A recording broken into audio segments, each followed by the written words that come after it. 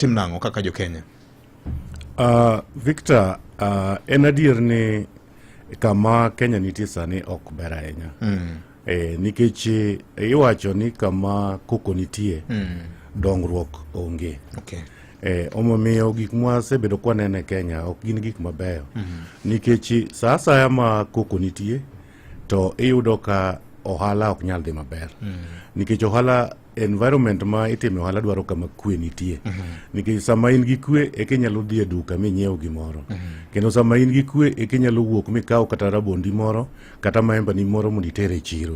To sama piny okethore ma kwe onge, tibiro yudo ni kata kane in gi maembe ni moro tibet go mana e ot, sama ibet kode e ot no to gik makethore tiende ni gibiro dhi kethore, to ka gisekethore to in kaka jo ohala idhi bedo gi lal maduong' ahinya.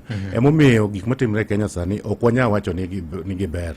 Kendo idwerowa kaka jo ohala, kaka an ng'ama jatelo mar Chamber of Commerce and Industry.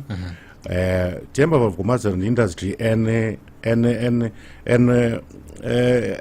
institution mang'iyo interest mag jo ohala.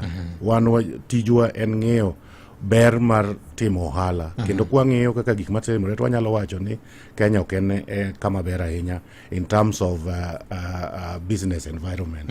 Lwasi mar ohala ok ber nikech koko. Koro miyo wanyalo gombo ni mondo kwe obed e Kenya machiegni ahinya, kendo mapiyo piyo mondo ji obed gi thuolo mar timo ohala mondo dongruok obed e Kenya.